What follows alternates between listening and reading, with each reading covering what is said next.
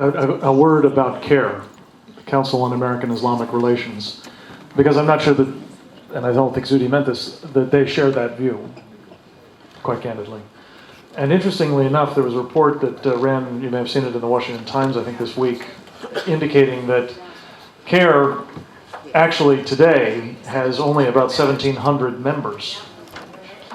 They have 33 chapters around the country, but they have 1,700 paying members, which is down by about 90% from what they claimed a few years ago. But their budget continues to increase because there are about 21 people, most of whom seem, curiously enough, to be from overseas, who are paying something on the order of $3 million for these chapters and so on. So what Zuhdi didn't say, but what clearly I think everybody here intuitively understands at least, is he's up against very substantial sums of money that are being put into some of these organizations that purport to speak for him and don't. And I don't think are working in the common interest either. Martyn, do you want to talk about the DVD? Yeah, the only thing that we want to say about how to get this thing is that this is not going to die on a shelf somewhere, we do not believe. There is so much happening right now. Frank and I are just involved in a settlement of sorts. On the surface, it doesn't look so great. It's going to be broadcast by Oregon Public Broadcasting, who will be sending it around the country, and maybe they'll take it here, and maybe they'll take it there.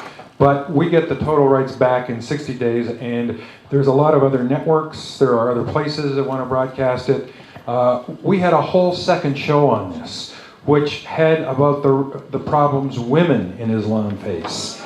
And it was very compelling. We offered it to PBS free. We didn't want any more money, nothing, weren't asking for a cent. They said to us, don't even show it to us. They wouldn't even look at it. And this is WETA. Just another little war story, and I'll be very brief on this. You saw the Nation of Islam in here, how the Nation of Islam was getting the funding right from Mecca through the Saudi Embassy in Washington to the Nation of Islam in Chicago. We had that story over a year ago. So the people who have been opposing us decided to appoint a 5-person board of advisors. And the advisors, 2 of whom were Islamists, one of these Islamists was a woman, a professor from Chicago, who was a full-scale advisor to and confidant of Louis Farrakhan. And we said, wait a minute. If you're investigating City Hall, if you're a team of reporters and you're investigating City Hall, and your publisher appoints the mayor to oversee your efforts, something is wrong with this. This violates the basic tenets of journalism in America. We have a letter, and by the way, this is not conjecture, this is all on paper, this is a letter.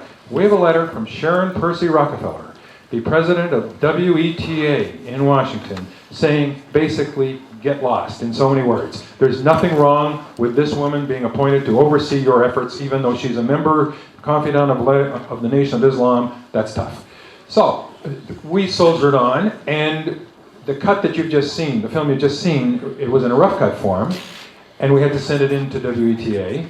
This woman takes our rough cut and goes and screens it for Nation of Islam. It is a violation of everything in journalism in America. And when we protested, we got hammered. Something is so rotten there. I cannot emphasize enough.